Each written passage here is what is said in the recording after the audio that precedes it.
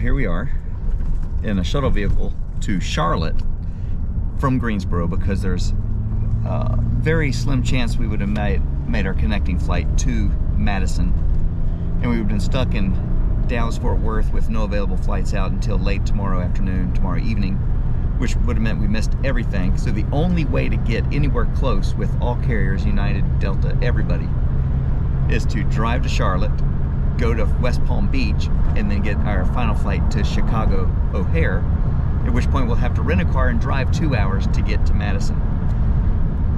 All because of some weather delay and a crew rest situation. Anyway, the adventure continues. Austin is having a particularly fun morning. Indeed. He's really loving it. Brian, how you doing? Kevin's first flight. I'm just riding that line. Yeah, that's right. Kevin's first flight is not going like he expected. He's wrapped around the axle about going to Florida to get to Chicago, so. Well, I mean, it just makes sense. Yeah. If we get stuck somewhere, we'd rather get stuck in West Palm Beach for the weekend than in Dallas-Fort Worth. All right, folks, got good news. We're here at Charlotte, Douglas International Airport, messing with the computers, getting things set up. Everyone's looking a little better because we have finally found a nonstop flight to, no, not Madison, Milwaukee. It's an hour closer than Charlotte, than Chicago. And so we've had a very entertaining morning. And closer in Dallas. Closer now, and it's a one-leg flight direct. And closer than Florida. We don't have to go to Florida to go to Wisconsin. So that's where we are now. When we get to Wisconsin, we're going to see if we can rent a car. Something. It would be cool if someone lived nearby that was going to Canoecopia, but that's probably a long shot. So we might rent a car, might do it in style, maybe. Here there's a Charger. Like a Dodge Charger or something cool. Challenger. Dodge Challenger. Is Challenger the two-door? Yeah. Oh, yeah. Will it fit our luggage and 4 people? No. Oh. Yeah, it would. It's going to be an adventure. So as long as this flight takes off, which is in about an hour and a half, quick 2-hour flight, we'll be up there in Milwaukee, 1-hour drive from Madison. So things are looking up. We're maybe saving our first day. So yeah, we'll see where it goes. We're hoping they don't say it's canceled. Just in front of him, there's a jetway. Gate change. Now we're at B11. Feeling good? No plane yet. There's no plane. Oh yeah. Well, we don't need a plane. Well, we start boarding in 4 minutes. Well, it'll be here in. Yeah. Well, you don't need a plane to board, do you?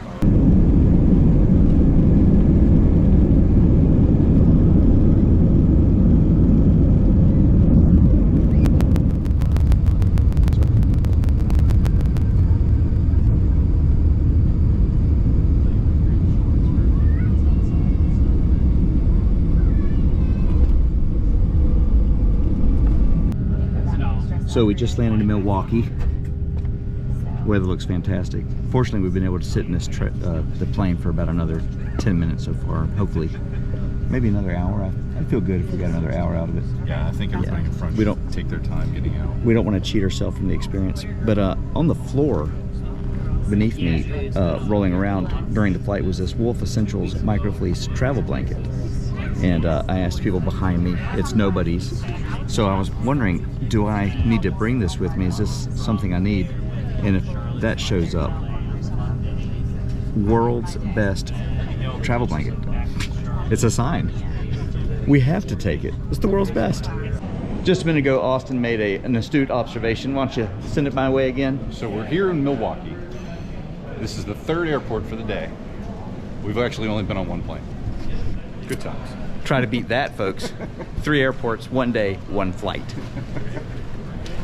And we're not where we're supposed to be. Yeah, still not. We haven't even gotten to our destination, and we're done flying for the day, we think.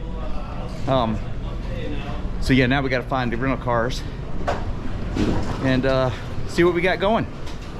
All right, we're here in Milwaukee, and look who we run into. World famous Dave Mueller. I don't know about the world famous part, but oh, you are now. you're safely in Milwaukee. And you were just dropping a friend off?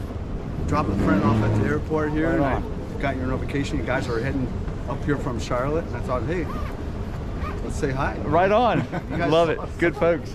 Is this the first time all you guys have been out to Madison for the... Yes. First you guys are Canoecopia. like it. We're Yeah. excited. We're really excited. Yeah. All right, folks. we're here. The fine young man at Enterprise, world's best parking garage attendant, is hooking us up with a River King charger. Wait. If it was yellow, that would be. Oh, I thought it was black. I was looking at the wrong car. I guess we'll take the silver one.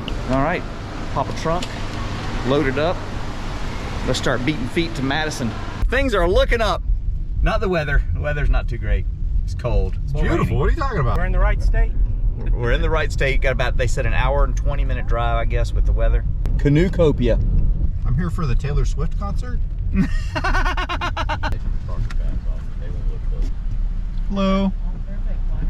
Thank you very much. We're on the grounds. I'm a little bit excited. There she is, Canoecopia. Let's go do this. Looks like fun. I just got to say, I only came to hear you laugh. Did it disappoint? Not at all. World famous Bob, everybody. Filming you, filming me. I forgot I had Austin around. Do you know the guys? You brought the camera crew. Kevin, Brian, Austin. Yep. Very poorly, Banana Halo. Banana I Halo. don't remember the poorly part, but I do remember hanging Yeah, out. so Awesome. Well, good to see you. Well, welcome to Wisconsin. Thank you.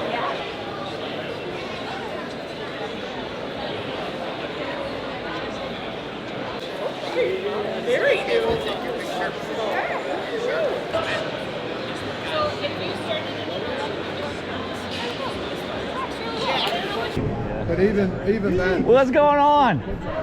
Look who it is. It's the main man. This is one of my kayaking heroes, folks.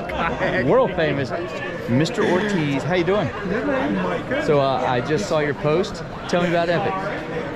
Man, what is there to say? I'm just addicted to going fast. Yes, I had one of their paddles. I've never had one of their boats, but I've always looked at them with an extreme amount of covetousness or whatever you will. I covet these boats. If you want to go fast, how much do they weigh?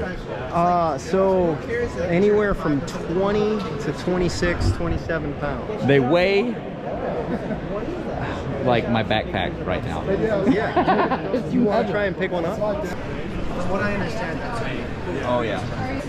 And then I think we're going to give him, we got to get him in a river layup surf school. Yeah. Maybe be the first one to take this recreational kayak over a falls. I will literally do that next week. Really? Oh yeah. We gotta get a disposable one. I can see the baby in that. Yeah, oh, for sure. 100%, You clear the yeah. lip. Oh yeah. I've got one in Murphy you could try, Pete. Oh yeah. Yeah. Like, even if it's 20 ounces, I know that's only like 5 ounces. I don't think it's 6, but I'm saying like, but still. Walking around here looking for famous people. Oh, I found some! Good to see you, man. Good to see you. Pete Beck. Jay. Good to meet you, man. Jay. Jay Byrne? Yeah. Right on. Wow. I finally found some famous folks. All right, folks, my kind of booth. We got Sandra and Steve. Tell everybody who you are, what you're into. We run Northwoods Outdoor Center. It's a whitewater school in Wisconsin. Fantastic. We got a video running. Looks like a Costa Rica trip. And just recently, that was January. Every January. All right, folks, if you're up in the area, Northwoods Outdoor Center, give them a look. Super nice people, and we've been talking, maybe I can get back up here and they can show me the rivers around here, so. Awesome. Good to see you guys. Hi. We thought we were done, but now we have a Northwoods party. We got Josh. What do you do at Northwoods? I teach kayaking. And Sarah, trying to hide, got her. Awesome, teaching kayaking up here. We definitely got to come back. You gotta come back. We got to come back. Yeah, that's me. Mike from Northwoods. This is the hangout. missing it, two Northwoods people are our from kind of Northwoods. people. Yeah. This keeps growing. I think I've met everybody that keep coming in. Oh no, there's like Gotta you go got- on Yeah, up here. there's two more.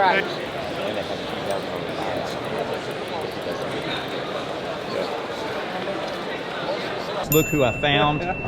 This is the most famous man on the River King group page right now because he dared to post a beautiful red Yukon for sale.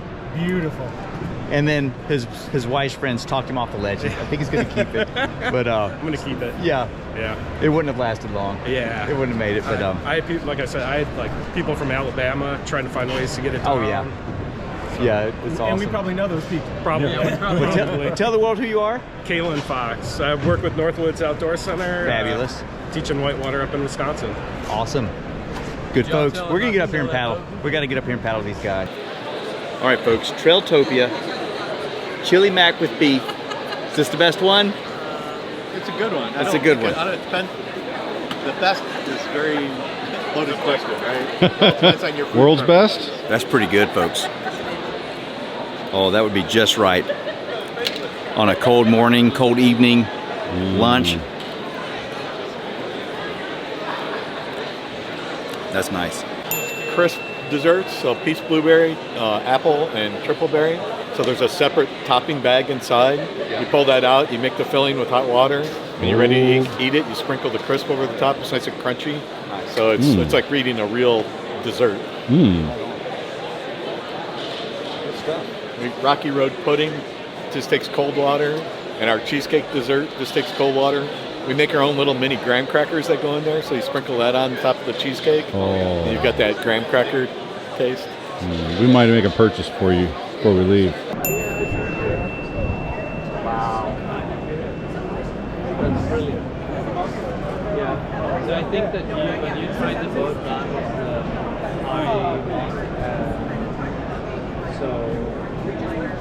Come with the stern? yeah, you know, Yeah. so I wanted to show both. So we sent over 2 boats, but they got stuck. I'm not used to it. So Ken's talking to the Melker guy. So they got stuck. They make some fantastic boats. So then I pulled up another boat. Yeah, I don't think he knows I'm here. you just waiting your turn, Pete, back? I'm just waiting my turn. I found a famous guy. So long. Sorry, I didn't want to be blunt. I've been trying to make it awkward and wait for you to look up, but you've been a professional. This is Brian from Greensboro in Madison, of all places, heading to the Greenbrier. Yep. I'm gonna bike one way and paddle back the next. Oh, that sounds fun. Yeah. Yeah. Do a lot of bike packing. Bike down and paddle up. Downhill. Yeah. Well, yeah, that's what I'm gonna do. Yeah, in case the logistics weren't right, you need to bike up and paddle down. That's flipping that would be not the best experience. No. Mark Martello, where are you from? Tomahawk, Wisconsin. Yeah, Tomahawk, Wisconsin. Yep. That's what I'm talking about. Beautiful country up here. Oh, it is. It's gorgeous. So, you take me kayaking sometime? Sure. Wisconsin River, the upper part. Is that the one? Oh yeah. It's beautiful up there. That's what I'm talking about. All right, folks, we've been palling around, talking to folks, seeing what everything is looking like over here. But we're going to start heading to the Quetico room so we can heckle Ken Whiting. He's about to go on in about 10 minutes, talking about how to pick the right kayak. So, it'd be nice to get off the feet for a minute. Yeah. World famous Pete back. We know you. World famous. What's Pete y'all's Beck. names? Kathy. And Walt. We're from Bloomington, Illinois. These are the world famous ones, folks.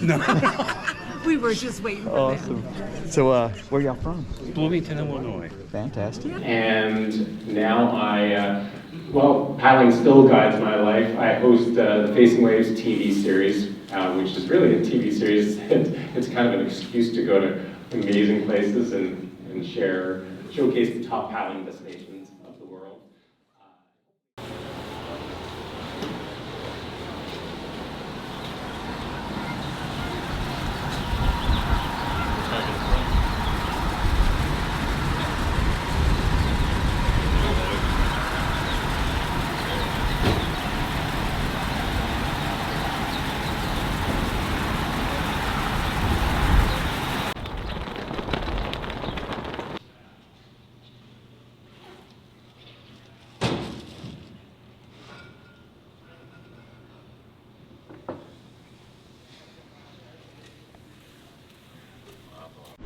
All right, so we had our sound check, which was a little more exciting than we were looking for, because my Mac in the beginning was having Mac gremlins. It didn't want to do its thing. Do you remember that setting which you just did? Okay. So we got the lights, we got the sound, we got the video going. So now we're ready to roll. People are starting to filter in, and now we just wait till 10:15 or so. Be back over here, and then let's do it.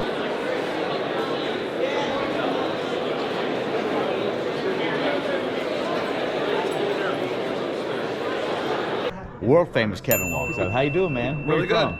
from? Boston, Wisconsin. There you go. So it's good stuff. So first one I've seen wearing merch today. That's what I'm talking about. Good to see you, man. Yeah. All right, folks, world famous Gary Schultz.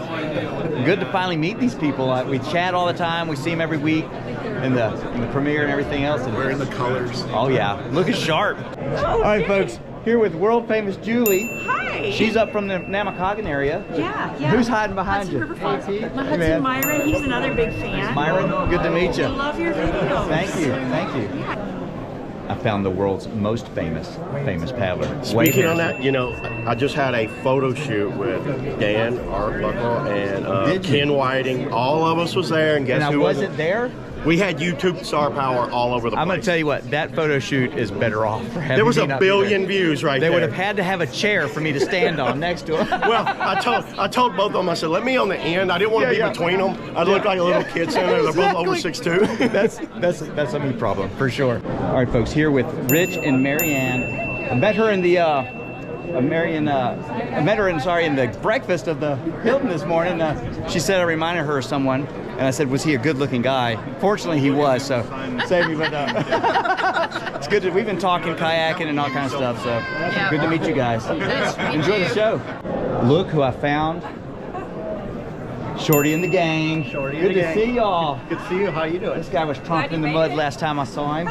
And older sister was not to be undone in the mud, if you remember. Oh, so how old are y'all now? 17. 17? 9. This guy's going to be a ripper, folks. 9. Look at him. He's probably grown a foot. World famous Deborah and Jim up here at Canoecopia, having a good time. Like I say over and over, it's good to finally put a face to all the names and all the YouTube personalities that we get to know on the Sunday night premiere and everything. We don't get to see. I named myself a Ron Day River King. So. Right on, right on. Rule number 1 of kayaking, never hand your camera to someone else. Once again, the challenges of trying to keep up with your camera at something like this. He doesn't know. It's terrible. It's sad. Yeah, what should we do? I don't know. I think I'm just going to take it home. Should we tell stories about what he's actually like? So here's the thing. Everybody that's shown up so far has wanted to hear Pete's laugh. Yeah. And that is literally the last thing any of us want to hear is the laugh. He actually laughs in the middle of his sleep. Have you noticed? Yes. Yeah. It's a little creepy. Along with some other noises. Yeah. Some very odd. And that pep talk in front of the mirror in the morning at 5:30 when he's standing there. He was on the counter. He was standing on the counter. He was going, you can do this. And we realized he's looking at himself in the mirror. It was odd. But hey, I just pretended to be asleep. It's less awkward that way if you acknowledge it. Don't leave your camera laying around. All right, folks, we're just about to go on, and my AV technician here is actually giving the guys idea about how to keep me underwater. I don't know. I need to break this conversation up a little bit. Just enjoy your show. Oh, just go away. Oh, sorry. I got another $20 coming. Oh, okay. Oh.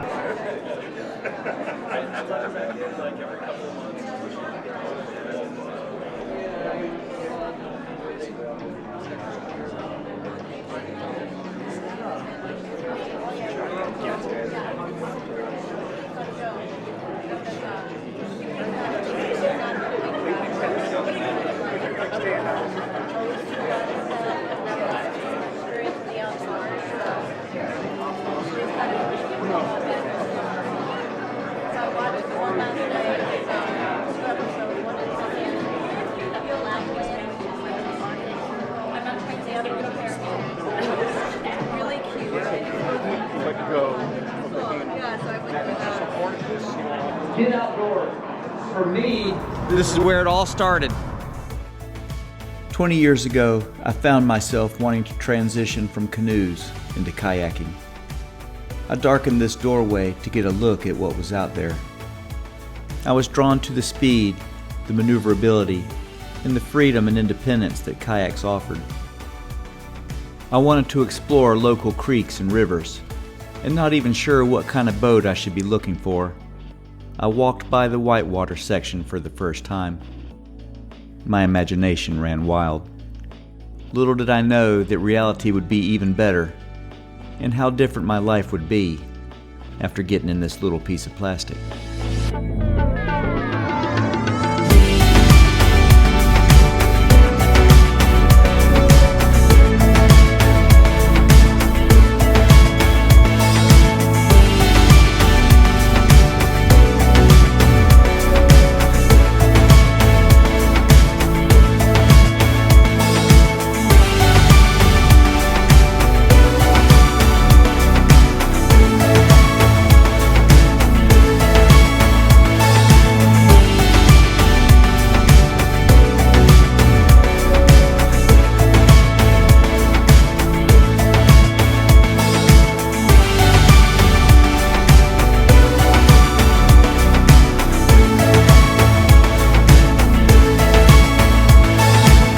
was only one thing on my mind.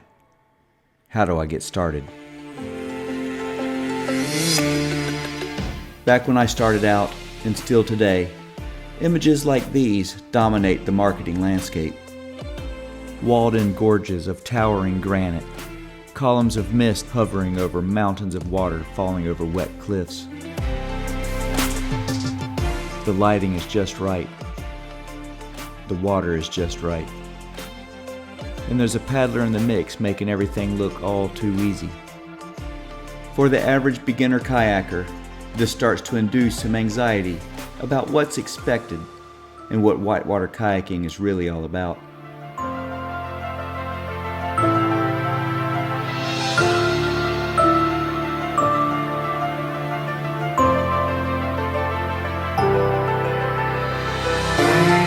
And perhaps part of the magnetism of the sport in general, and of these visuals, is the dissonant marriage between the grace and beauty of nature and the apparent danger of trying to harness the most powerful force on the planet.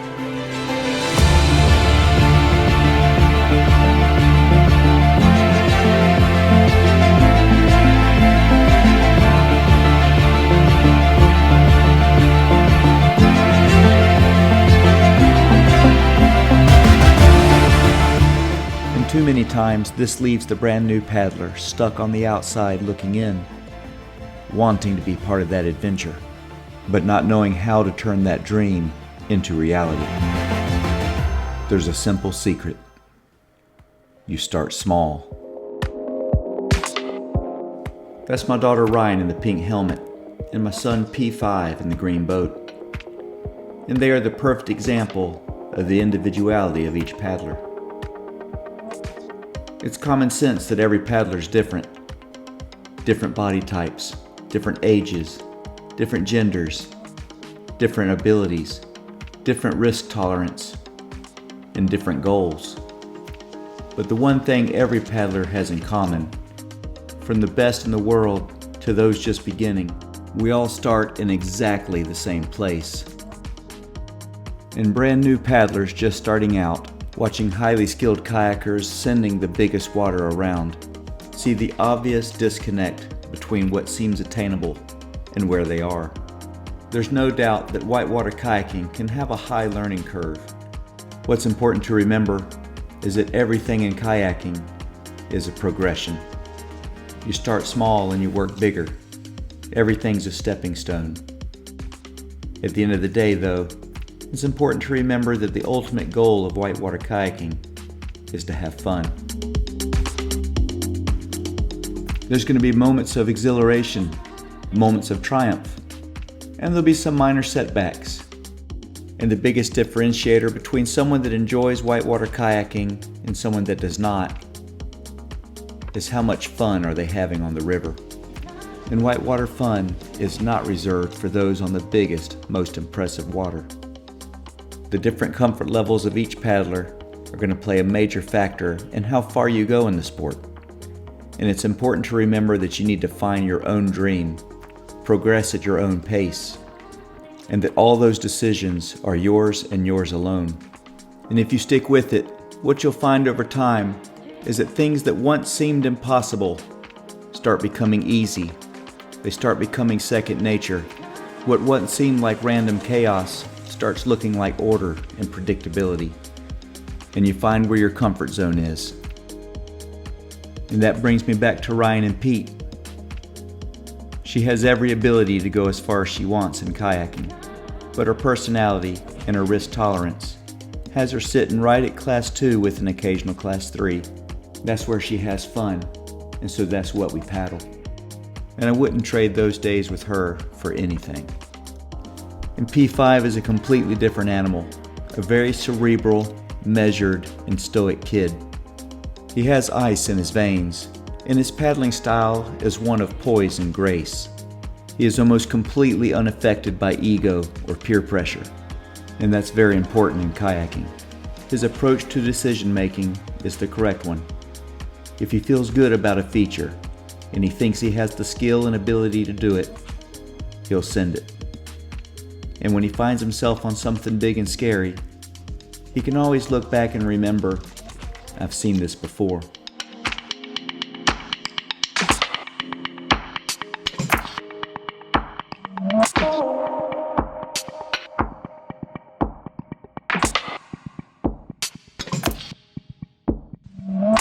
So my message to a new paddler is the same one I gave to my own kids.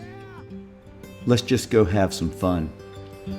And whether you decide to keep it simple or go big, or maybe somewhere in between, you'll find that place that makes you happy.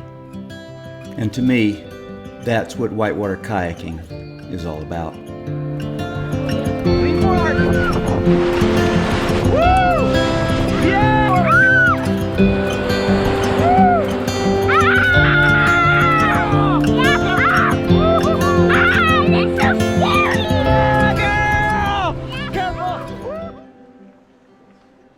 Thank you, Canoecopia 24, for coming out. This is my first time here, and I didn't know if there was going to be 4 or 5 of us, or a crowd. So I made the video. I said, well, it'll be fun no matter what. And but I want to thank first off my guys that are coming and hanging out with me and helping make this all possible. See some familiar faces in there. And all the new people, especially those that I have never met, but I've chatted with you for years sometimes on the premieres and the live chats. It's good to meet you. See Shorty in the crowd. They've come to North Carolina. But most importantly, I just want to say, of all the paddling I do, is the people that make it the most fun. So this is the part that I love the most, meeting people, new and old, of all ages, all walks of life, everything. The commonality of paddling, no matter what the discipline, is amazing. In the whitewater community, it's especially tight-knit. Everyone's there to help everybody. Everyone pretty much knows everybody. And I try to extend that to everything. So, and that's kind of the gist of what I'm going to talk about, is who can and will enjoy whitewater. And that's kind of the message I wanted to send out, is that I was thinking about this. I said I want to relate it to how did I feel when I started. And I am a pretty Cindy personality, if you want to say that. Not the most. In fact, one of my buddies, I think Wade's in here somewhere. I can't find him. Wade Harrison, he's one of my heroes. He's a little more Cindy. And the scale keeps going. And the younger and the more brave you are, the crazier things you do. So all of us are on the scale somewhere. And so I came at it from, I want to do the biggest, most awesome things. But I still felt that disconnect between, I'm hoping to sit in a pool of water and not move over. These guys are falling off 100-foot waterfalls. And where does that, there's a big difference between sitting in a pool of water and doing that crazy stuff. And I had no idea where to begin. I had nobody in my county, because I'm not in the mountains where I live, that even owned a whitewater boat that I knew about. And so I started from scratch by myself, pre-YouTube. And it was a thing. And what I found is that I kind of recruited people into doing it with me, so I'd have friends.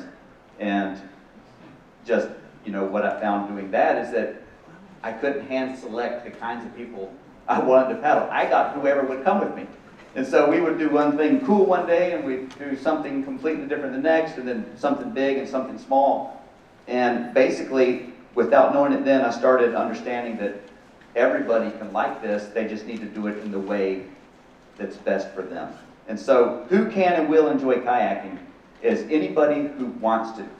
And I think this is a big thing, and I applied this to my kids, and I relate that everything I talk about, I relate to how I would do it for my own kids, because that's the ultimate show of what you would do, what you actually think. Anybody who wants it, if you do not want to be in a whitewater environment, you probably shouldn't do it, because you're not going to enjoy it. It's like going to Alaska. You need to want to be in Alaska, because Alaska can eat you. This is a little pared down. If you're risk averse, if you're not comfortable in the water, all those can be worked on, but you shouldn't dive right into like full-on whitewater, because there's too much going on. And so if you want to enjoy it, regardless of your background, past negative experiences, I call them, like get on the water and you don't have the best day and you're like, I'm never doing this again. Maybe that can be overcome too, but if you want to enjoy it, you can do it. You just got to find the avenue that's going to best, work for your personality, all the different factors, physical ability, even handicapped people, whitewater boat, blind people, send the Grand Canyon. And that's some pretty big stuff, and they just have some guy like, left, right. I don't think I have friends I trust that much. But they do, and they make it, and it's amazing. Double amputees, anybody that wants to whitewater kayak can do it. And that leaves the next question. How do you enter the sports? Well, that's the tougher one. You have three options, and it's almost, studies show it's almost equally split amongst the three. You have friends, and that needs to be ultimately number one. But maybe you don't have friends that kayak. Second option and third option are clubs and instructors. And so how you come into sports seems to be split evenly amongst them. And they each have their pros and cons. Ultimately, it's going to be friends no matter how you come in, who gets you in, if you're seeking only instruction or if you join a club or you know nobody, if you will make those friendships, and the friend groups turn into your posse, if you will, on the river. That's, hey, Shorty, I'm up in Wisconsin. We paddling? He's like, yeah, we're down. So I have a base of, people to do things with. Clubs, number two. There's clubs everywhere. I'm not super familiar with Wisconsin, but I've talked to some of the folks. There's someone in the club right there. Talk to this man if you need a club in the area. Back home we have several clubs, and several of the clubs are regionally located, geographically located in different parts of the state. You have clubs closer to the mountains. There's a club in Charlotte called MRP, Mecklenburg Regional. They have the Whitewater Center. And this is where all your meat eaters in North Carolina are born.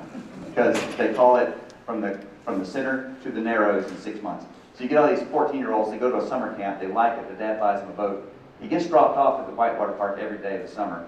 By the end of the summer, he's on class 5 with all his other 19-year-old buddies that are teaching him. It's an incredible progression. Where I live is kind of central state. We have Carolina Canoe Club. It's the biggest one, the oldest one, the most notable one. They put on Week of Rivers down there. I encourage anyone to come down for that. It's amazing. And they will have oftentimes a much slower progression because they're not looking to do that. But there's a club somewhere that's going to take you in, and then you'll find the people in the club that'll get you going, and you'll find those friendships will start to form. And then instruction. So the instruction costs money. They're making a living, they're doing it. I don't instruct formally for money. I'll teach anybody anything I can. If I can't teach you something, hopefully you can teach me something. And that's kind of how we grew up. But people ask me for instruction all the time, and I'll send them out to, the big three in North Carolina, which would be Patriot of Dreams, ACE, Kayaking School, and the NOC. And depending on where they are geographically, it might work better, or maybe they can go to one of the other four, have like a week-long immersion kind of thing. They have all kinds of stuff. That's tougher because it costs money, and it's something you have to schedule, and you have to slot into their schedule, and it has to work for you. And it's not a true friendship. But the people that start out with formal instruction progress a lot faster, because in a friend group, a lot of times, unless you get really lucky like I did, and there's a mentor that just pull you under his wing, like, hey, you're terrible, paddle with me, I'll make you better, which was literally what they told me. They said, you have a great role, Pete, but you're a terrible paddler. But I can take you places because you don't swim. It's like, great. So I was terrible for a while until I got a little better. And but if you don't have someone who's pulling you under the wing, you're going to end up with people with like skill, like-minded goals, aspirations, risk tolerance, and that progression can be slower because you can't really teach each other as much. You're learning together, but you don't have the base of instructorship. So the instructor thing is important. I think if you can get you started in a good direction and you don't learn bad habits, which if you paddle any discipline, you'll realize that the bad habits are hard to break. And practice doesn't make perfect, it makes permanent. So if you're learning bad habits in the beginning, it's hard to overcome that. So yeah, those are your three options. I would suggest the most healthy approach is to have all three. Get in a community of paddlers, have some good friendships out of that, and then seek out some instruction, especially early on, to get you going in the right direction. And notable in the instruction department is the shoulders, folks, are the one thing that aren't really made for whitewater, and they're the thing you have to take care of the most. And if you get the formal instruction, they're going to harp on keeping yourself healthy, and that's a good paddler's box. In other words, you don't want to extend everything. But that's the hardest thing. Everything in kayaking is anti-intuitive. It's counterintuitive. If you feel like you need to lean away from the rock, you probably need to lean into it. If you're going over drop and you want to stay flat, so I lean back. No, you lean forward. Nothing makes sense. Well, when you're flipping, you want to reach out and do something. You keep it in tight. So that's what I would say would be the three main ways to enter, and that's going to be something that's going to depend on where you are, who you know, what you can afford. But just try to find the most healthy approach to those, and ultimately you will have friends, you'll be in the community, and then you'll know how to paddle. So that's kind of the nuts and bolts of how, now what do you need to get started? They have a thing called the Big Five, and the Big Five is simply your boat. You can't kayak without a boat. You need a paddle, you need a helmet, life jacket, and spray skirt. Then you're whitewater boating. There's a lot of other little gear that you can add to that, some safety stuff. But if you just literally want to get started and practice rolling in a pond, practice some small water, all that good stuff, you got to have the Big Five. This can be a little bit cost prohibitive, but once you have it, I suggest that I would put forth that there's no paddler that's ever lived on the planet Earth that is still in the first boat they bought. So it doesn't matter what boat you get, because you're not going to have it long. I promise you, if you get in it, you're going to change boats. What I will say on the boat is that people ask me, what should I get? What kind of boat? This is like if you want to like break kayak your clubs up, you just start this conversation. I just go out and say, get a creeker. Any full-size creeker, modern full-size creeker, because I don't know you, I don't know are you athletic? Do you want to be underwater? What is that? A creeker, good, that's a good call, thank you. So a creeker is the boats you'll normally see crazy people going off waterfalls in. And then it's like the biggest full volume to take care of you in the biggest, ugliest water that you're the scariest in. You get your creeker. You've seen Dave Jackson doing something incredible, otherworldly, he's in a creeker almost every time. When you see him doing all the tricks, having fun, flipping around, it's a different kind of boat. It allows a lot less volume to get the boat engaged in the water, and maybe get one side of the boat underwater so you can have the other side out of the water on purpose.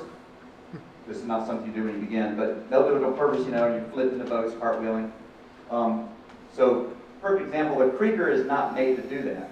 So if you're not wanting part of your boat to be underwater when you don't want it to be, then you might not need a boat that's made to do that. So if you want to learn faster, you got a higher tolerance for unacceptable conditions in dark places full of water in your ears and nose and draining boats all the time and chasing your boat down the river and swimming, then perhaps you should get the lowest volume kind of kayak. It'll teach you a lot faster.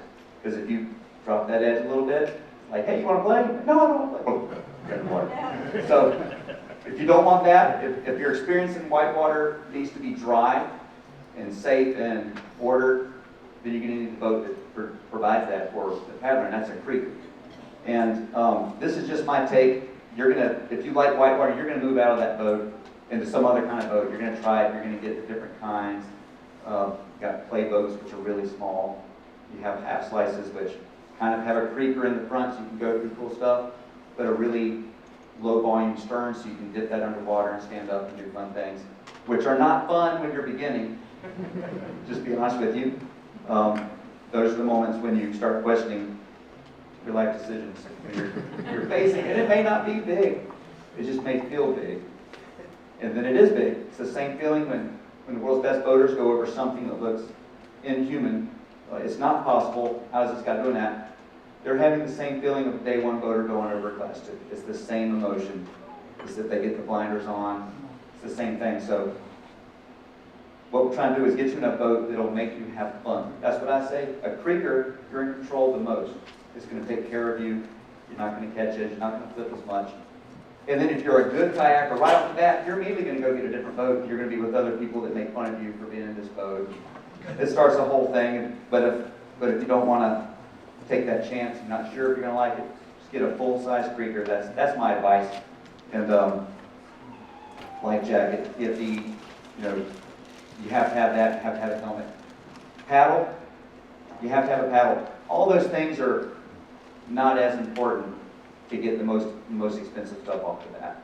They will become more important to you especially if you decide to stay in it as you progress up through, you're going to figure all this out. So my advice personally is I would never buy new gear, like the whole kit and caboodle for a brand new paddler, because they're probably going to sell it. So I would want to demo all that first.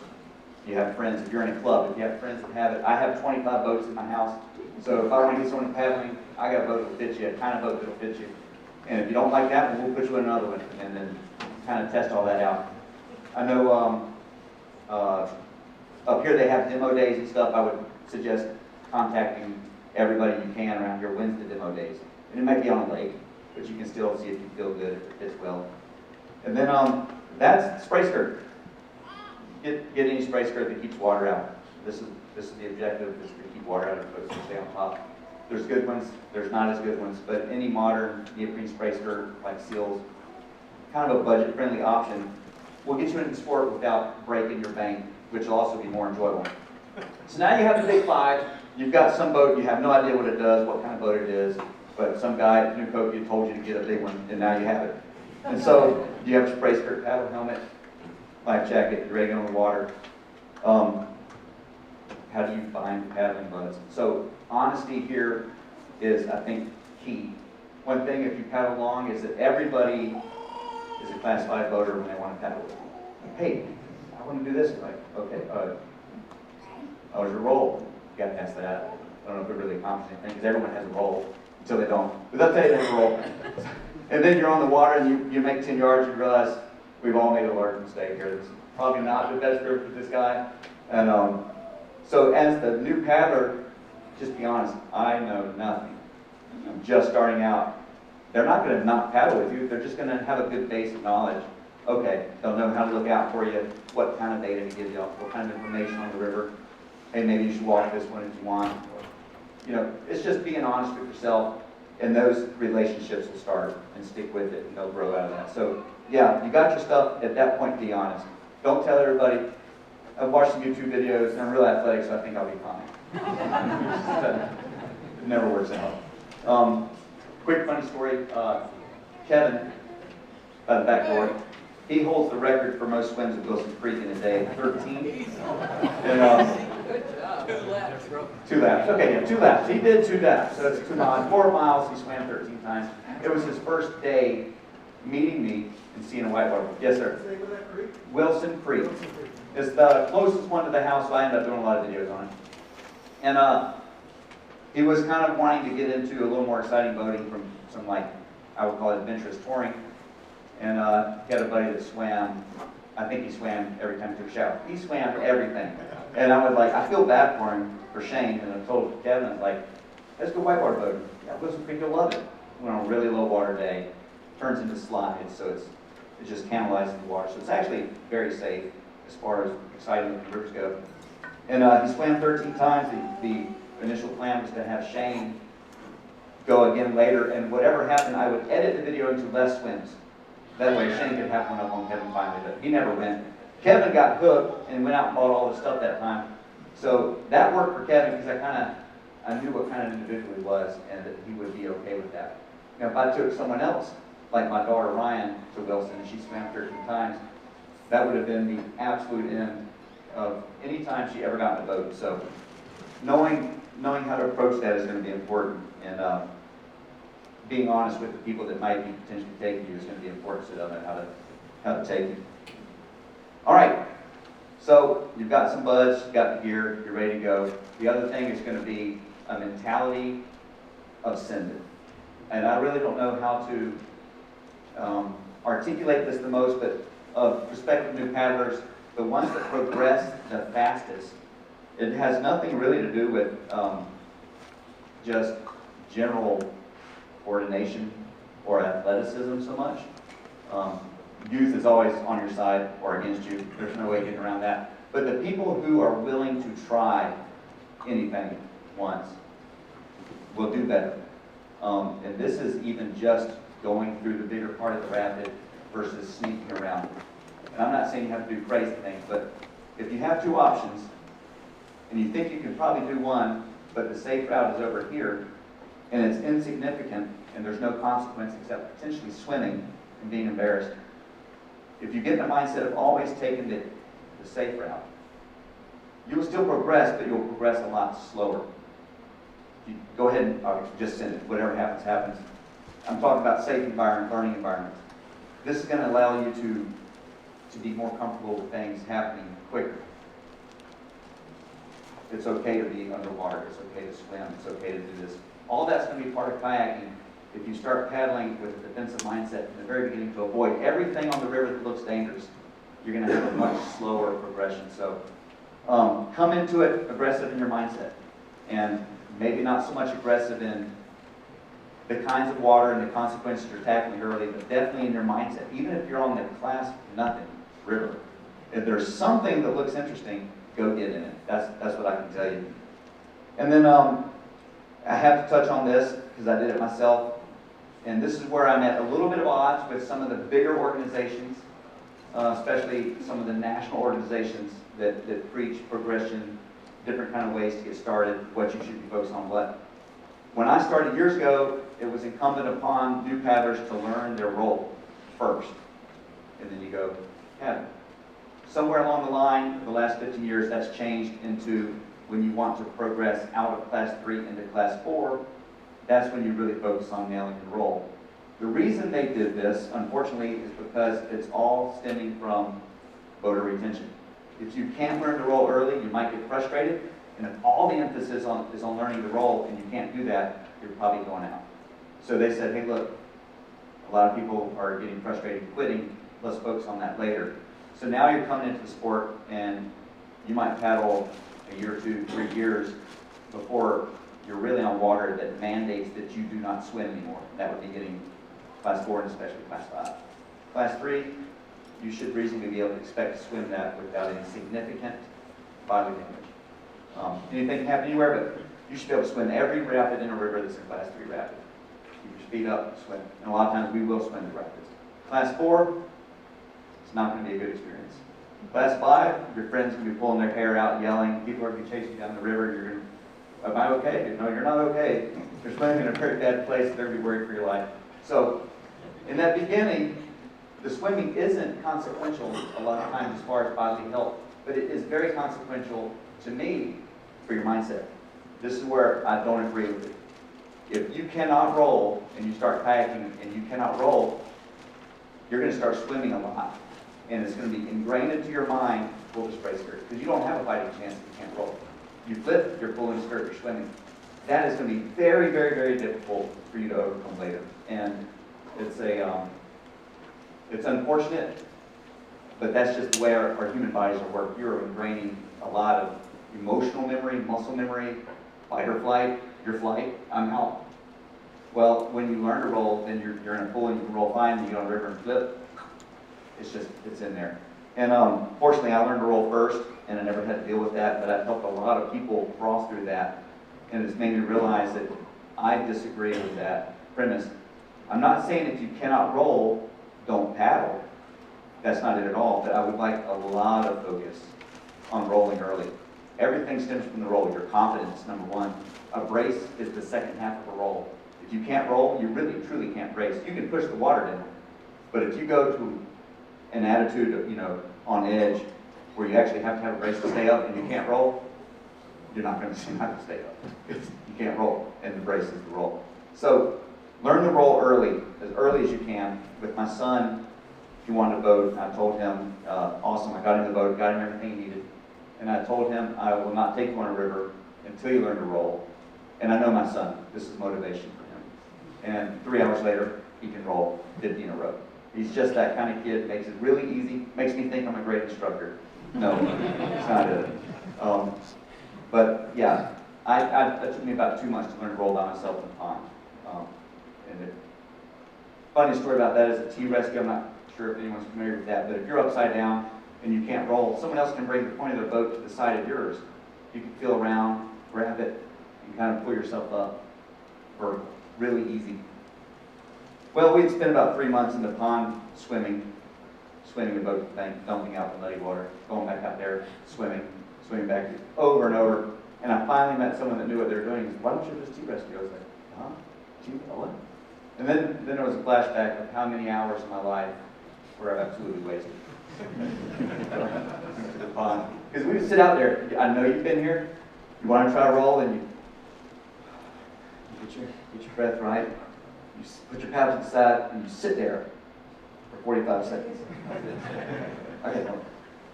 Because you know you're going to swim. We all do. We're going to swim. And you finally swim, right? And then it doesn't have to be that way. That's where instruction can help. That's where friends that know how to roll can help, but especially instruction. And getting that roll early is going to get an aggressive mindset. It's going to get confidence. You're not paddling to stay away from scary-looking things. You're only scared because you can't roll. That thing looks fun. And if I flip, I'm going to roll up. That doesn't exist when you can't roll. So if you want to have more fun, learn how to roll early. That's a good piece of advice to you. Best moments that I've had on the water, there's two kinds of best moments, and whether or not you have one of these will depend on your personality a little bit. The kind of best moment where you did something really stupid on accident and you're glad you're alive. You know, you laugh hysterically for 5 minutes with your friend, and you kind of like, what am I doing? You know, those are always fun, but my best moments truly are taking someone, especially my kids, or literally anybody who never considered that they might have fun whitewater kayaking, and watching their eyes get big as pie plates going over an 8-inch ledge, and the whooping and the hollering, it's the same emotion. And I can relive that first year, the first 2 years, the feeling of going over something truly big, just by being there with them and feeling that, and then watching them grow as a paddler, and then pretty soon they're bored with that, and they're on to the next thing, and then the next thing, and the next thing. And I take a lot of folks paddling. I'm close to the CCC, which is the Carolina Canoe Club. So I get a lot of folks who maybe been in the club for a long time, but they don't have a network of friends that goes to the next level. And so I'll meet some of them at the roll sessions where I'm teaching to roll, and some guy's like, hey, I really want to try that with you sometime. I'm like, let's go. So we paddle, and a lot of times, you know, they just come right into the group. It's a mind shift change, and I'll show them. They'll see my videos. They'll see something like, oh no, I'm never doing that. Okay, and I just let them have that, and 6 months later, you're still thinking about that? Maybe. And then like another 6 months, they're sending it with me, and they got the hand pump at the bottom. Like, I love watching that, because helping someone bridge that divide between that looks impossible, I'm never going to try that, to all these things are made for this, and it's a lot of fun. You just have to do that progression well. So yeah, my favorite moments are watching other people, if you want to call it, achieve or accomplish something that they thought was not possible. It never gets old. While I wouldn't say I'm not an instructor, I love teaching. I do. I just love teaching on any level, from day one to, hey, you teach me something. I love learning, I love teaching. Seeing that happen is really become the biggest part of what I'm doing, I think, and it wasn't intentional. The channel started as a way for us to keep our own memories on some kayak camping trips. Brian was there on the first trip, Drifting Brian. Quick story, is one of my favorite moments in all of paddling, though it's not truly whitewater. It was our trip down the Fisher River into the Yadkin. It was the first trip any of the guys did with me. The first time they'd been in a kayak, I actually had to go get some kayaks so they could have a boat to do. We came down through the river, and I knew there was a burger joint. Yeah. They watched the channel. There was a burger joint at Rockford, North Carolina, which is a 2-building town behind a bean field on the banks of the Kayaking River. One building is the Rockford outfitter there, the Kayaking River Outfitters. The other building is the general store that he owns, which, funny story, his toilet used to collect gold. He would flush the toilet and it would bring gold into the top pan. He would go in there, it's like a little suction cup thing, a little eyedropper. He showed it, he goes, yeah, got gold on it. I was like, what? That's not much, but over time it adds up. He showed me this jar of gold on this toilet. I need this place. Anyway, so when someone says they're an outfitter and they have a gold mine, they might actually have a gold mine. In any case, I called him, it's like, we're doing this trip, are y'all open? He goes, we'll open if y'all are coming through. And I knew they had a hamburger. So it started raining in October, a little bit cold outside, and the guys did not have all the right gear. Cold snap had them feeling a little bit less than preferable, would be a good way to maybe say it. And so we stopped at the flooded river, tied off to these roots, climbed the vertical bank through the briars, walked around the bean field, off the railroad track, And Brian, give the look you had on your face. That's it. There's no burger joint within 300 miles, Pete. I don't even know what we're doing here. That's the one. We walk 100 yards, turn corner, there are 2 buildings. We're like, well, 2 buildings. And then I can smell it, like, oh, so we got this hamburger. Oh my goodness, it was so good. And they just look like ground rats. They're on the side of the river. I was laughing to myself, like, you guys, y'all look like a band of river gypsies, guys. Like, straight up, like, we look like gypsies, river gypsies. And Brian had that hamburger. He shoved a big bite in his mouth, because you have people, we're eating like kings today, river kings. And Greg, our buddy, goes, that sounds pretty good. So, yeah, so we called ourselves the River Kings for no other good reason. And it was all Brian's doing. There's no connection to how our level of skill we think we have or possess or whatever. It's just, we feel like kings when we're out on this river, paddling around with our buds, and just living that river life. So yeah, that was the beginning of the channel, and that's like those memories you can't make that story up, you can't make those moments up. You'll find those in Whitewater. It's not always going to be, hey, I had the best line through that rapid. Did y'all see that? I'm amazing. No one cares about that story. Like, let me tell you this time I swam on Chill. I don't know if y'all saw that video. That wasn't a good moment for me, but it's my favorite story from that like 6-month period. Wake sailing. I would probably still be swimming towards the lake at this moment. The best moments you're going to find are the stuff that you're not intending to find. You're gonna be on the river with your buddies. Someone else is going to do something amazing. You're going to have a bad line, and you're going to roll your kayak, and you're going to scream like you just won $5 million lottery. First roll, that's one of my favorite moments to witness, especially if I get on camera for somebody so they can watch that. And you really don't understand that if you don't paddle. Those moments when you're just a scene out of nature catching your eye, come around the corner, you're like, wow. Look where I'm at. I got cliffs on both sides. I'm in a place you can't get to without a kayak. And the birch trees are dropping their leaves gently, and the sun's behind it, backlit, and the water's sparkling, and golden geese are flying around. It's just, you'll find these places that it'll take you by surprise, and it's not always the rush of the rapids or the water that's going to do it for you. You're just gonna find these moments. But then there are going to be those times when you do something you didn't think you would ever be able to do. And that's the feeling that you can't do if you don't push that comfort zone. So I encourage you to go out and look for those moments. Just getting on the water. Find your happy place like I talked about in the video. Don't come into this thinking you're going to be a Class 5 paddler and that's the part you have to do. You don't have to do anything except what you want to do in Whitewater. And any of it and all of it is Whitewater. Any of it and all of it brings the same amount of joy if that's your personality, if that's what you're after. And I can have as much fun on Class 2 as Class 5. In fact, a lot of times Class 2, 3 is a lot more fun because you're not worrying about that. Some of that's not always fun. When you land, you're like, yeah, I'm good. What am I doing?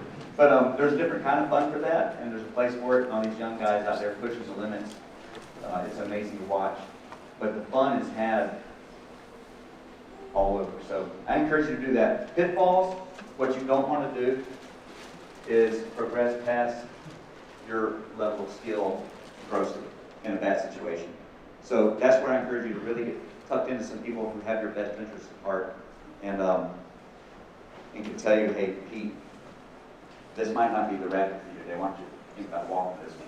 Or maybe you don't think it's the rapid for you, and you're like, hey, Ryan, can I send this? He's like, oh, you got this. Like, you are showing me that you have every ability to do this if you want it. And that might be what you need to do it. So, yeah, get connected in. Don't go alone. Don't be headstrong about where you think you are, how good a paddler you think you are, because that's going to usually end up with the river teaching you a lesson you did not intend to learn. And the river never lies. We all think we're awesome paddlers. There's only one judge of that. That day is the river, and the river always wins. But yeah, that's my speech. The ultimate goal of Whitewater is to have fun. So you alone are going to be able to decide what is fun for you, what channel you're going to chase in Whitewater to do this. So yeah, I am going to shut it down, and I'm going to stand outside this table, and I'll be here all day, and would love to talk with anybody and everybody who wants to come with me out here at the table. I think we've got some hats and stuff if you're interested in that. But I do thank you for coming. I appreciate everyone that stuck through this. And thanks again to Canoecopia for having me and Madison Home in general. But thank you again.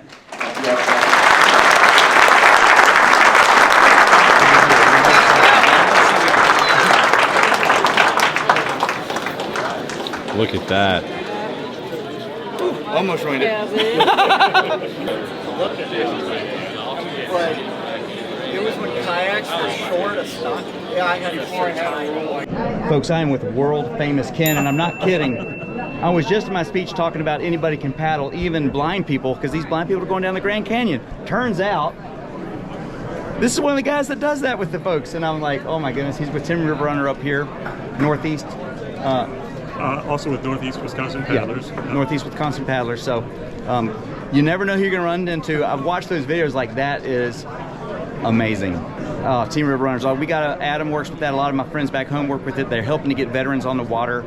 Can't say enough good things about it. So support these guys, and definitely, man, appreciate what you're doing. Thanks. All right, folks, I'm here with world famous Matt Sturgeon with Rapid Riders up here. One of the, we're telling all about it. It's one of the clubs. It's a club. We're out of Minneapolis. We mainly do instruction for newer boaters on class like 2-3, just trying to get people into it. We basically have some rentals, but it's, you have to have your own boat and your own gear. Yep. And we get people competent on class 2 and 3. And then in the wintertime, we have full sessions and work on rolling. Right on. Got to check them out, folks. We're putting together some plans. I think we're going to have to come back up and try all this stuff. It's just going to have happen. So, yeah, we don't have like a ton of rivers like the Southeast, yeah, but you got to get what's there. It's good. Yeah, I've heard some of these he's talking about too. I've actually looked at them before, so I'm a little excited. All right, he's heading out. Jay is heading out. See you, Jay. Take care, my friend. Good meeting these folks. Hopefully I won't see him again at the airport. Thanks much. World famous Brad. Where are you from? Wassa. Wassa, yeah, where the Whitewater Park is. I keep hearing about. Yeah. Awesome, good to meet you, man. Yeah, nice to meet you guys. You just getting here? Yeah, well, we walked through the whole booth. Didn't get here in time for your speech. How'd that go? You load that? I think it went well, but I guess the jury's out. They're going to be hard. Had a lot of people walk out. I love cheese curds. We've been talking about them. Brian, go for it. You can try. What are our sauces we got here? I guess you have to try each of them. I'm going raw. One's probably a ranch. Is that you that was asking? Yeah? Okay, well, you can have one. What's your sauce? Yeah. I got the other sauce. I don't know what that is, but it's not ranch. I'm going ranch. Yeah. Pretty good. Yeah.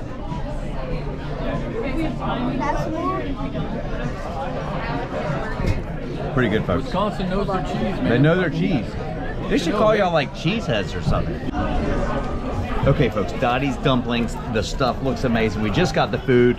Who's going first? Shorty. Shorty. Who's going first?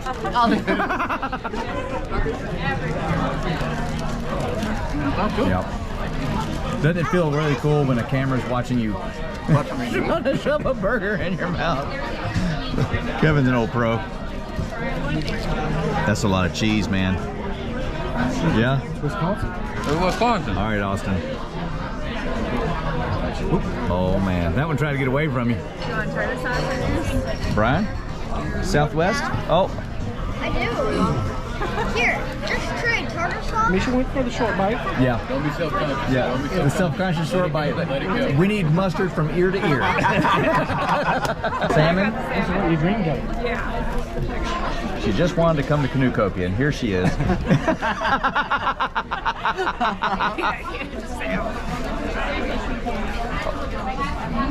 I've never seen a salmon burger. I've seen halibut.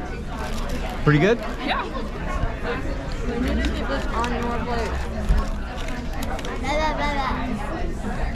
That actually looks pretty good, Brian. Starting to second guess my choice. All right, I've got the bison burger with pepper jack.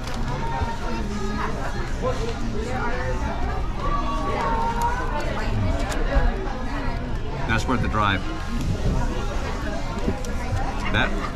That's a good hamburger. This was definitely a good recommendation. Thank you. This was a good call.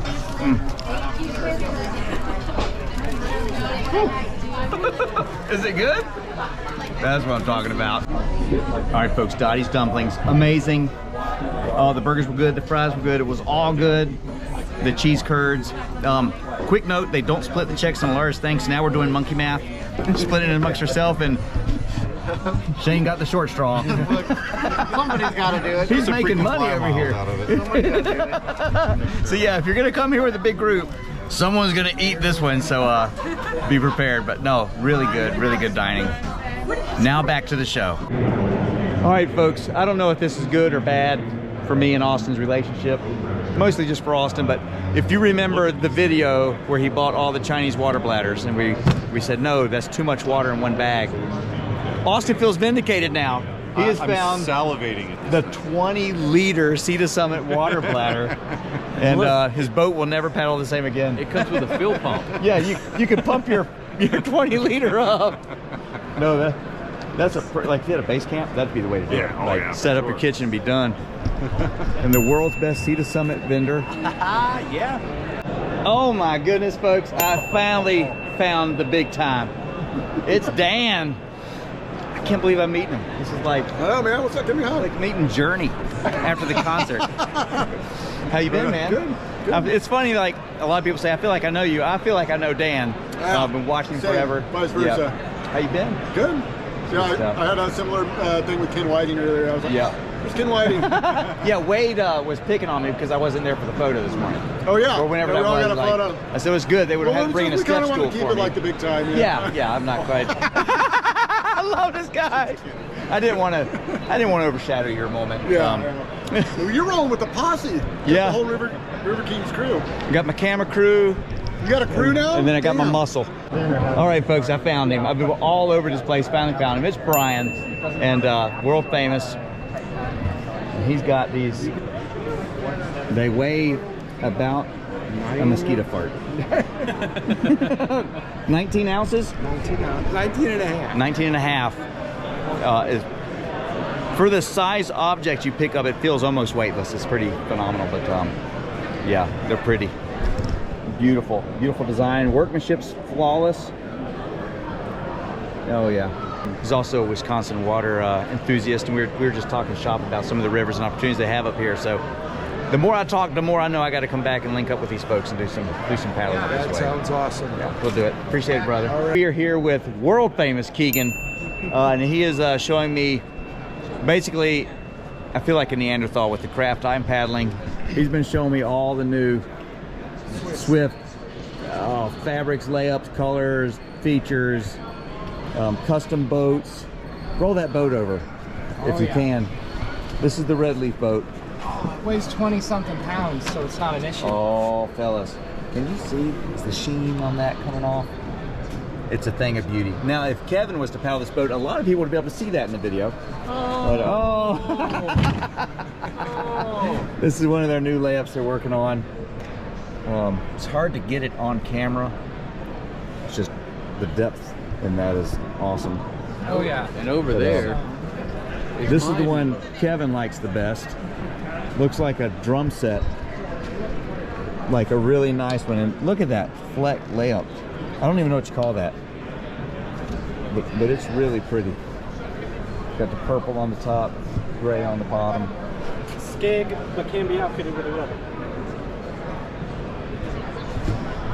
I'm just really kind of like, I need to up my boat game a little bit. There's some nice stuff out there, and oh, look at that lumbar support. Oh, yeah, adjustable lumbar, good cushion. They're nice, folks. They're nice. All right, folks. I was gonna dress up as a whitewater paddler for my presentation today, and I didn't because my friends talked me out of it, and my son made fun of me.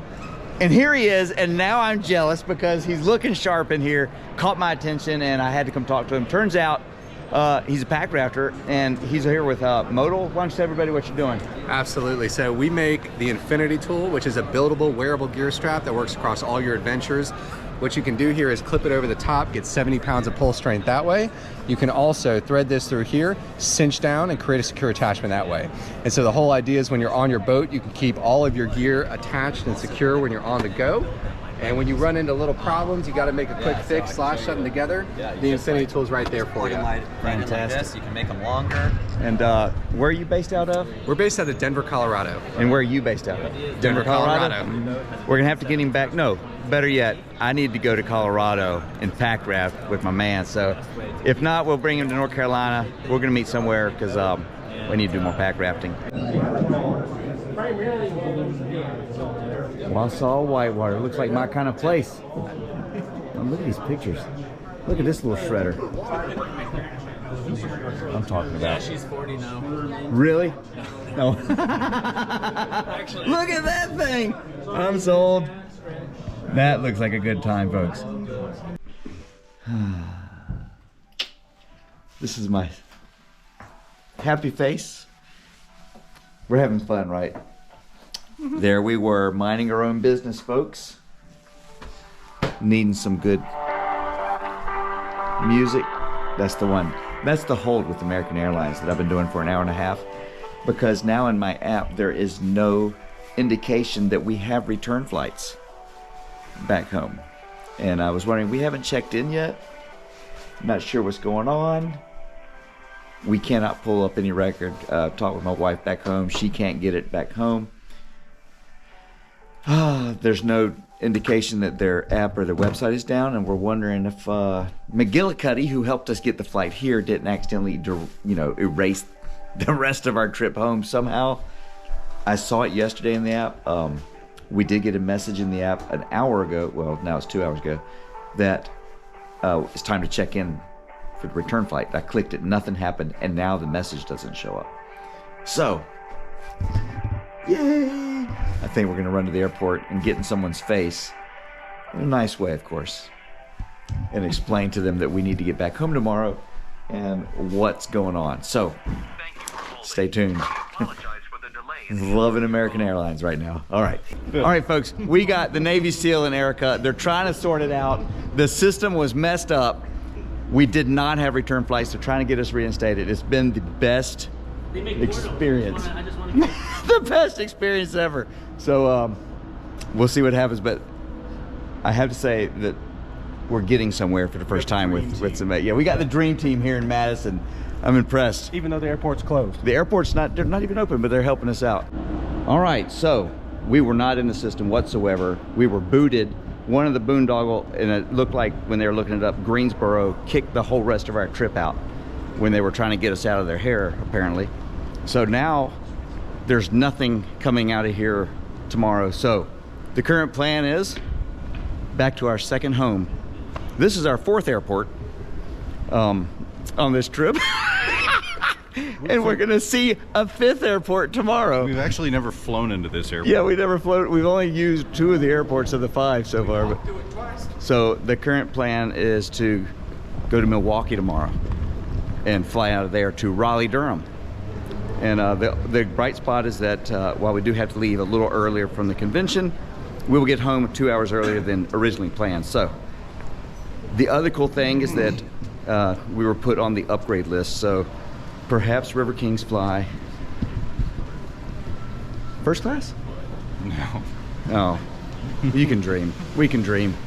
So now we're going to rent another car and drive it to dinner. And then back to the hotel, and tomorrow we'll drive it to Milwaukee. So I'm just glad of one thing, that we got up off that bed and off hold and went to the airport, because they made it happen. I don't think it would have happened otherwise. There she is, boys. The new ride. The new River King mobile. It's the right color. We like a black. Yeah, black's good. Yeah, black's good. Get the stickers. We should put a sticker on this car. Wow, folks, this adventure has been one for the books. I gotta say, I cannot give American Airlines a 5-star guarantee, but we're not home yet, so we're gonna talk too much junk. What we are gonna do now is go find some dinner, because it is 9:50 and we haven't eaten yet, trying to sort this out. So, let's eat. The Pallet Bar and Grill. Oh, come on. Says it's open, but it doesn't look good. Maybe? Yes. I think we're good. All right, we are here in the Pallet Bar and Grill. It's not the world's best, but they had chicken wings and it was good enough. And they were open. And they were open. Better than McDonald's. Way better than McDonald's. It's a weird vibe in here. Not one time this entire weekend with American Airlines are we going to actually do the thing we paid to do a month and a half ago. Not one airport will we fly out of or land in that we plan to do. All right, folks, I'm here with world famous Tanner. And if you want to know what a man from the great north looks like, this is it. It's in the encyclopedia. Tanner right there, perfect specimen. He can wrestle grizzlies, but he can also set you up with trips. He's got paddles. Tell everybody what you're about. So we send people up to the Boundary Waters canoe area. We're a full outfitter. We can set you up with all your gear. All you need to do is bring your clothes and your fishing pole. We have all your food, your canoes, your lodging, everything. We'll get you up there and get you after the fish. That's what I'm talking about, folks. And so that's where you're working out of? Yes, sir. Right here, top of the state. Minnesota, we have Minneapolis, Duluth, and here's Ely up here. Oh, yeah. Zooming that map in. Here's all 2,000 of us in Ely. Here's the Canadian border. Quetico of Canada, the green is the Boundary Waters canoe area. So if I'm pretty good with maps, and looking at this one, there's a lot of blue in the area. Yeah. There's a lot of water up there. Right on. So yeah, if you're looking for a trip to God's country, this is the man to see. Voyager North Outfitters, Ely, Minnesota. Voyager North. There we are, right there. There is your pause button. Give the man a call. Yeah, man. I have been looking for him all weekend. It's good to finally meet you, man. You too, buddy. I didn't know you were here. I didn't know you were presenting this weekend. Yeah. I didn't look at the schedules. Right on. Yeah. Good news. How was it for you? It's been busy. Been busy. Yeah, we've been running our tail. I've hardly seen the expo. All right, folks, that's a wrap. We're out of time, about 11:30, and it's time to start making our way to Milwaukee. Didn't know if it was gonna. You're still in the airport. Didn't know if I was gonna meet Dennis, but we just did. Fabulous, perfect cap to the weekend, and weather's looking up. No clouds, full sun. It's a little warmer, and we'll just focus on that. All right, we're getting closer. Here at the airport, rental car return. Lady, I'm trying to talk. Rental car return, Milwaukee. Hopefully this goes smooth. All right, folks, we're here at the terminal. And wouldn't you know it, the plane is broken. We're gonna try to get on the plane. It's broken. The pilot just walked out. He's not on the plane. We're supposed to take off in 6 minutes. This is the gift that keeps on giving. We're driving next time. Still waiting. Now we're trying to take bets on whether or not this plane actually takes off today, or will we be renting another car to O'Hare. What's your thoughts? You think I'll fix it? Did you know that Spider-Man has a jacket that's made completely out of Mediterranean flatbread? It's called... We're losing him, folks. It's called a pita parka. That's a good one. That's a good one. It's a good one. Come on, give him a courtesy smile. That was, he worked on that. What time is it, Brian? Where we're supposed to be or where we are? Where we are.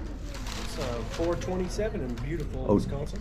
Does that mean we would be landing in 3 minutes if things were running right?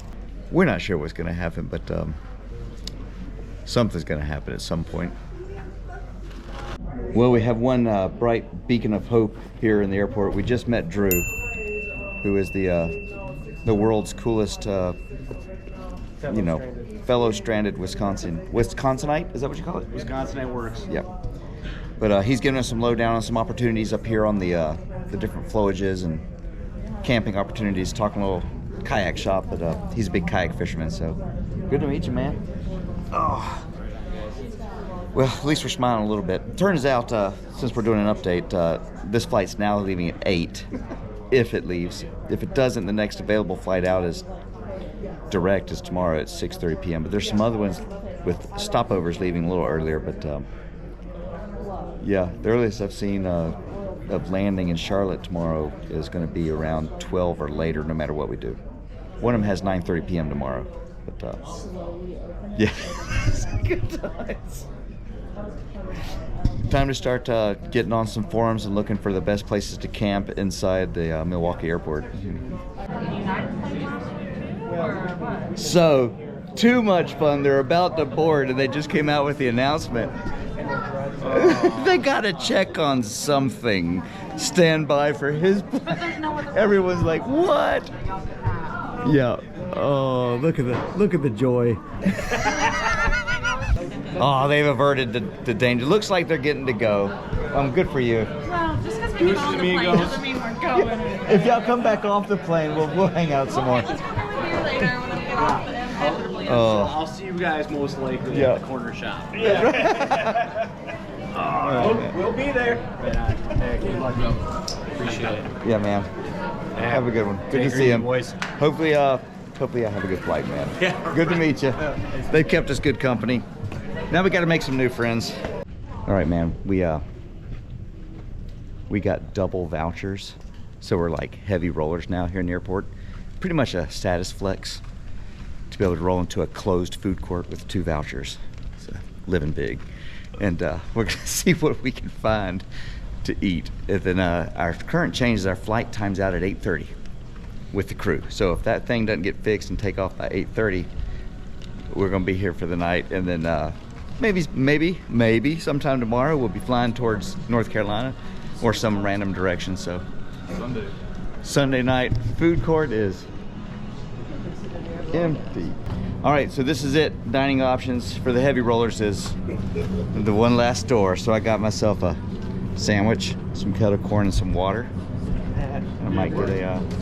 $22.95. Oh man, you left some money on the table. She's trying not to.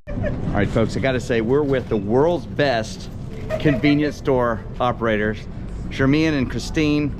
They're hooking us up, making the vouchers work. Probably have a This way is better time. the first time we've laughed in a while. Yeah, the best restaurant we've been at all day. And that sandwich I got looks fresh. I think they made it themselves. But they want to get home as bad as we do, so We're gonna leave them. yeah, we're gonna leave them alone. But thanks, guys. Yeah, you guys have a wonderful. High rolling, folks. This tastes exactly like you think it does. World's best. Sometimes you just get that lucky. Folks, you won't believe it. We're sitting over here making new friends, and I found Jake from State Farm. But no khakis. No khakis. We're hanging out, having fun, and he's trying to get down to Charlotte too for business. But yeah, we're just kind of living the dream together, you know. Travel. All right, so we're taking bets. Flying or not tonight, Brian? No, Kevin?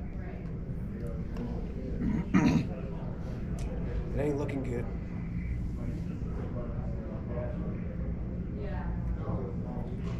No. So let's just look at the facts. and one of those facts being our luck so far. Our very first encounter with this airline canceled our entire return trip. So that's the level of expertise we're dealing with. I'm sure their mechanics are better. Oh yeah. Oh yeah. So you're saying a no? So I won't say all the insider information, but the insider information is this particular plane. It's not the first time that this particular thing has happened. But are you saying it takes longer than 15 minutes to fix an airplane? I mean, it just depends on your level of duct tape, you know. Maybe it's as easy as windshield wipers on a car. Jake, what are you saying? I'm gonna, go with the positive. We're gonna get. Yeah.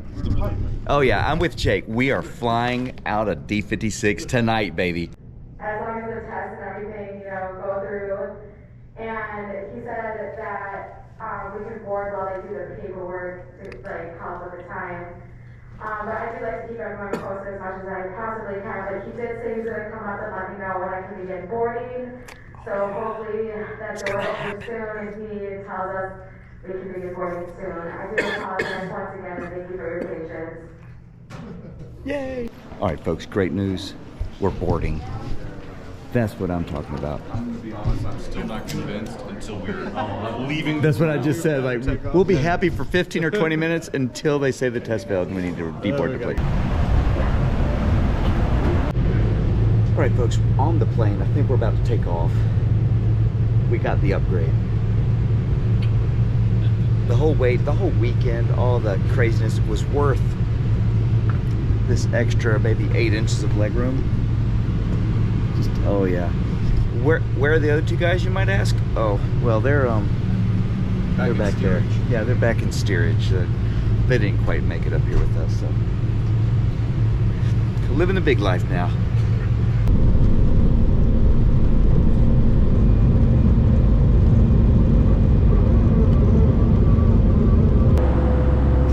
So I'm high rolling again here on the flight. I got not only the cookies, but also the pretzels. So that's how we roll here with the River Kings.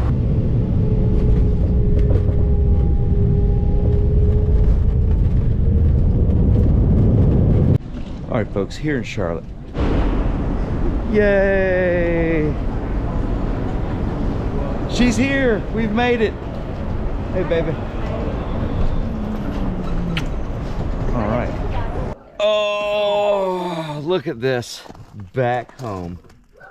Got my dogs barking. Oh, it's great. 2 o'clock Eastern Standard Time. Back home. I can always just see this place. Smoked out, baby. The guys, Brian and Kevin, thought maybe they would head on home, but I think 2 o'clock's feeling pretty rough. Austin's gonna brave it. I think. Are you going out? Or yeah, he's heading home. I got things to do tomorrow. That's what I'm talking about. We got it done. Got things to do today. We're home. What a great trip. Thanks for tagging along in the adventure. And I hate to say I was right, but I knew we were going to catch that flight. Whew. Catch you on the next one.